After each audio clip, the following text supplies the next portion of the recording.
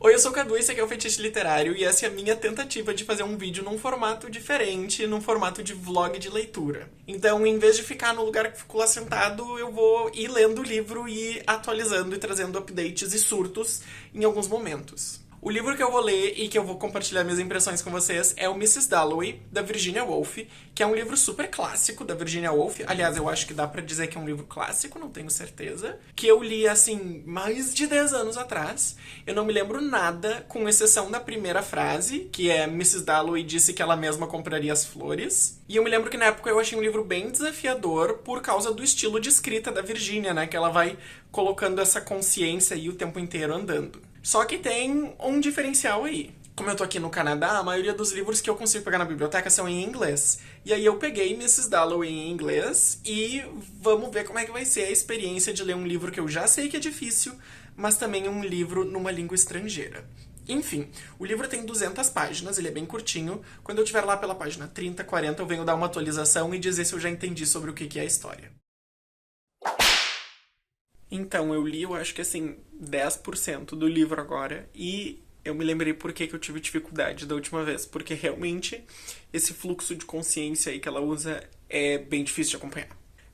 Muitas coisas acontecendo ao mesmo tempo, muitas referências ao passado, pouca ação, muito pensamento. Mas tá, eu sabia que o estilo de escrita ia ser diferente. Então, vamos ver como é que vai ser. Uma coisa que eu achei muito legal nessa minha edição aqui, eu vou mostrar em detalhe, é que tem um mapa de Londres da Mrs. Dalloway, sinalizando os locais em que ela caminha, passa na obra e que são citados como forma do fluxo de pensamento ali. Vou mostrar bem bonito. Então, essa minha edição é da Gladstone Press, de Toronto.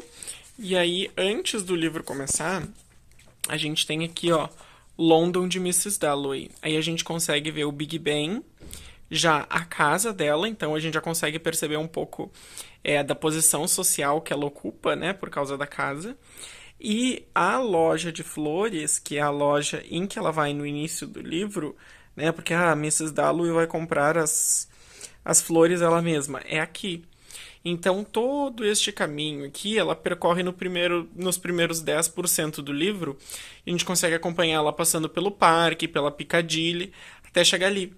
Então, a gente consegue ter uma ideia, mais ou menos, de Londres e do que ela está descrevendo. Eu achei bem interessante.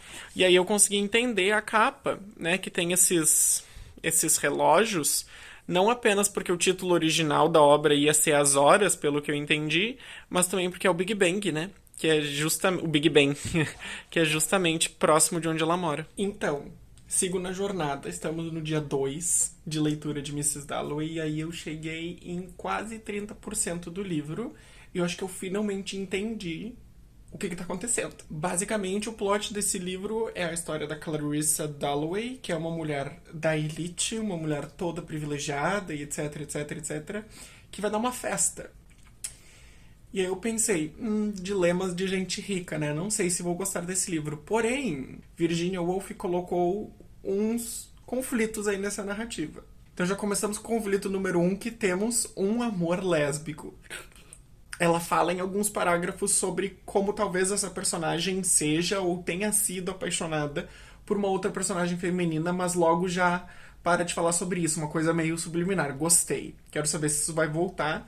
E eu também me lembro quando eu comecei a ler Orlando, que eu nunca terminei, que é outro livro da Virginia Woolf, que eu li que a Virginia teve um caso romântico com outra mulher. Então eu fico pensando o quanto dela tá ali refletido nesse sentimento da Clarissa Dalloway e que ela se pergunta, será que o que eu sinto mesmo por essa mulher é amor? Afinal de contas eu sinto isso e aquilo e tudo mais. Então, achei bem legal. Outra coisa é que nós temos um outro personagem que apareceu agora, que é o Peter, que primeira vez que eu vejo, que aparentemente também tem um amor escondido por ela e ela também se arrepende de ter casado com o marido atual e não ter casado com ele. Então, essa Clarissa Dalloway tem muitas paixões, hein? Agora eu fiquei curioso para saber como isso se desenvolve. Então, eu entendo que o livro é de problemas de pessoas ricas de Londres, mas gostei dessas intriguinhas menores. Vamos ver como é que vai ser. Então, terceiro dia lendo Mrs. Dalloway, da Virginia Woolf. Como vocês podem ver, eu já passei da metade. Eu acho que eu tenho 65%, 70% do livro. E entendi finalmente o que está acontecendo e incrivelmente estou gostando e achando legal. Porque assim, o inglês é complicado?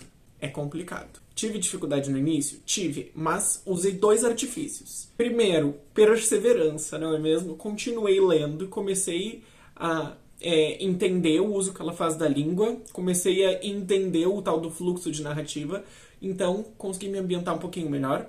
E também utilizei um grandíssimo aliado, que foi o ChatGPT, porque eu tava perdido com a quantidade de personagens, as referências a eles, pedi pro ChatGPT, me resume os personagens, eu li o resumo de cada um e agora eu entendi e me localizei. Dito isso, aquele amor entre 2 mulheres que eu tinha citado, ele continua aparecendo como mensagens subliminares, então tô achando bem legal. Mas tem outras questões que estão aparecendo que também me chamaram bastante atenção. A primeira delas é que tem um personagem que tem claríssimos problemas de saúde mental, e os problemas dele são diminuídos pelo médico, a esposa tenta ajudar e não consegue, e ele sobreviveu à Primeira Guerra Mundial, e o livro se passa justamente depois da Primeira Guerra, então eu acho que é um debate super interessante para aquela época em que a gente não tinha uma psicologia, uma psiquiatria desenvolvida como hoje, mas também como isso é um reflexo da própria Virginia, né? Ela foi internada várias vezes, ela passou por vários tratamentos. Certamente as pessoas diziam pra ela as coisas que o médico disse aqui. É melhor tu levantar do que ficar na cama. Ficando na cama tu não vai melhorar, não sei o que, tu não valoriza a vida. Ela com certeza deve ter ouvido isso, e a forma como ela tá colocando nesse livro mostra o quanto esse personagem sofre com as coisas que ele tá ouvindo, que ela certamente ouviu também. E que, né, levaram depois ao suicídio dela. Outra coisa que eu achei bem interessante é que nós temos aí um colonialismo de pano de fundo, tá? O colonialismo ele não é debatido em momento algum, mas a gente pode ver que pessoas ricas na Inglaterra, eu tive uma crise amorosa, o que eu vou fazer no início do século? Eu vou pra Índia, vou fazer uma carreira, vou ficar rico e depois eu volto pra Inglaterra. Então são feitas várias citações à Índia, essa Índia, né, exótica, é feita uma citação ao Canadá. Então toda essa coisa do Império Britânico tá muito presente, tá muito pulsante ali. E a Virginia consegue introduzir em alguns momentos do livro também todo um debate sobre os direitos das mulheres. Todo um debate não, ele aparece de vez em quando sobre como a questão do direito das mulheres era debatida, especialmente entre as classes altas, né? Porque esse livro retrata classes altas, não classes baixas. Enfim, faltam aí uns 35% do livro, estou animado. Acho que amanhã eu vou terminar e aí venho contar o resto do meu vlog de leitura. 4º e último dia lendo Mrs. Dalloway, da Virginia Woolf. Terminei, tá? As 200 páginas, mas só o fato de ter levado 4 dias para ler 200 páginas já mostram quanto esse livro é um pouco complexo, né? Difícil de entender e de acompanhar, mas é um bom livro.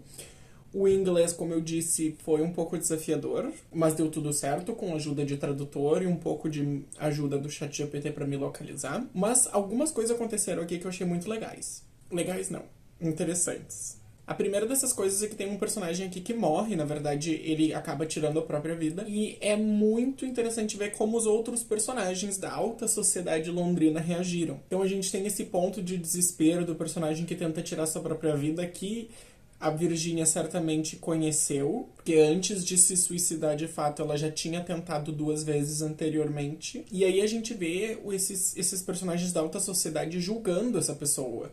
E como que provavelmente a Virginia deve ter ouvido esse julgamento sobre ela mesma. Além disso, tem uma crítica, eu acho que meio envolvida aqui, porque tem uns personagens que comparam como os londrinos reagiram à morte desse sujeito e como se reagiria na Índia. E ele vai falando como em Londres é bom, porque as pessoas são civilizadas, porque as pessoas acompanham a ambulância, porque as pessoas respeitam a ambulância, mas depois viram e falam mal da pessoa.